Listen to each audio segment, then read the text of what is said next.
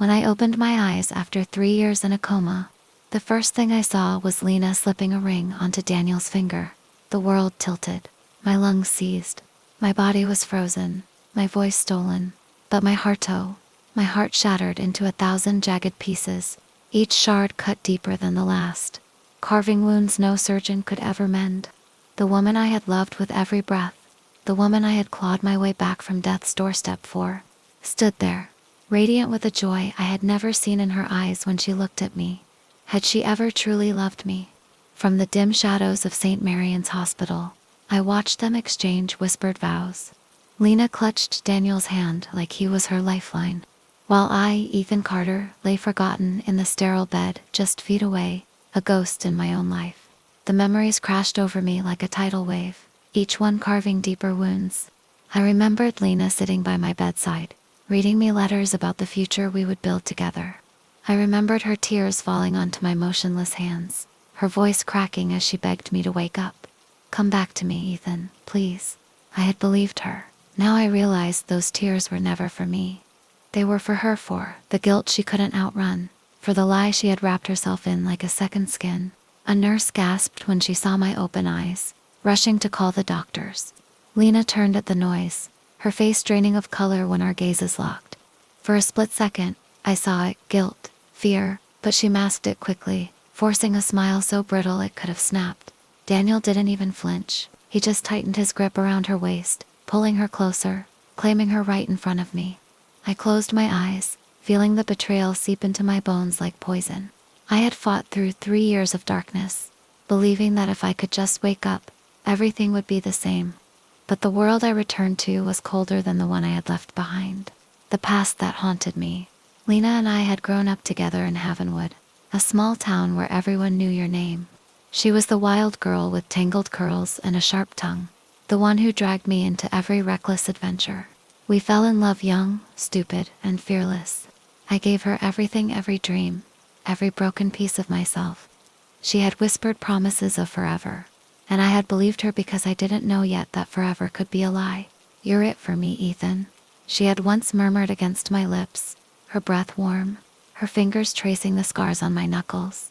"No matter what happens, it's always you." I had carried those words like a prayer. Daniel was supposed to be my brother, not by blood, but by every bond that mattered. We had survived high school fights, college heartbreaks, and even my proposal to Lena. He had stood beside me that day, grinning like he was the happiest man alive for me. And now, he was the one sliding a ring onto her finger while I lay half dead in a hospital bed, discarded like yesterday's news. When did it start? The question gnawed at me, relentless. Had they laughed about me behind my back? Had she kissed him in our bed while I fought for my life in this very hospital?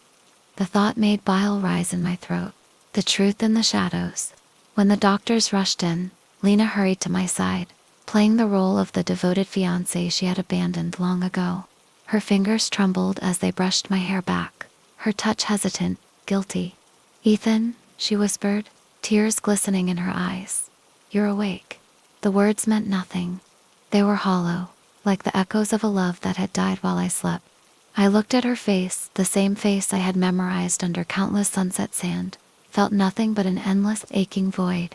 Daniel stayed behind her, arms crossed, jaw tight. No apology, no shame. Just the cold confidence of a man who had already taken what wasn't his. The doctors called my awakening a miracle. But what was there to be grateful for? A life where the woman I loved had moved on, where my best friend had become my worst enemy. The days that followed, Lena rarely left my side, but her presence was a performance. She held my hand when nurses were near, fed me soup with a trembling spoon, whispered empty words like we were still the same Ethan and Lena from before. But at night, when she thought I was asleep, her phone lit up with messages she didn't dare open in front of me. Her gaze would drift to the door, to where Daniel waited, just out of sight. I wasn't blind. I knew what love looked like, and I knew what betrayal tasted like. One evening, as she adjusted my blankets, her engagement ring caught the light. His ring, a diamond so large it mocked me. "You're happy with him?" I rasped, my voice raw from disuse. She froze. "Ethan, just tell me the truth," I whispered. For once, her silence was answer enough. The final betrayal. Then came the day I overheard them outside my room. "How long do you think you can keep this up?" Daniel hissed. "As long as I have to," Lena whispered back. "He needs to believe I still care, at least until..." "Until what?" Daniel snapped. "Until he's strong enough to find out the truth himself." A pause. Then Lena's broken confession. "I never thought he'd wake up." The words shattered whatever was left of my heart. I was never supposed to come back. That was the truth. I had been erased from their story long before I even knew the pages were turning. The escape, with the help of Mira, Lena's once loyal best friend, uncovered their final plan. They were going to ship me off to a private facility, far from the city, far from anyone who might hear the truth. They wanted to bury me alive, but I wasn't going to let that happen. The night before my transfer, I ran. Pain burned through my weakened limbs, but I forced myself to move, to fight. Every step was agony, every breath a battle, but I refused to die in the dark. I wasn't the broken man they thought I was. I was Ethan Carter, and I remembered everything. The reckoning. 3 days later, I walked into our home, now theirs, where they were hosting an engagement party disguised as a charity event. The room fell silent when they saw me. Lena's glass slipped from her fingers, shattering on the floor. "Ethan," she choked out. Daniel turned slowly, his face draining of color. I didn't scream. I didn't cry. I just smiled, surprised to see me, and then I destroyed them. Not with fists, not with fury, but with the truth. Every lie, every betrayal, every whispered secret they thought had died with me. I laid it all bare. The aftermath. In the end, their empire crumbled. Daniel's business collapsed under fraud investigations. Lena's reputation burned to ashes. The house they stole from me, I took it back. They lost everything, and I walked away, finally free. But freedom came with a cost, because some wounds never truly heal, and some betrayals, they leave scars that last a lifetime. Epilogue. Months later, Myra found me on the porch of my reclaimed home, watching the sunrise. "You're allowed to be happy again, Ethan," she said softly.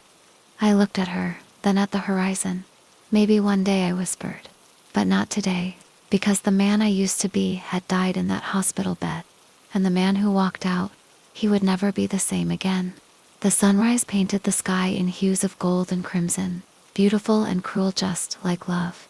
I closed my eyes, and for the first time since I woke up, I let myself grieve.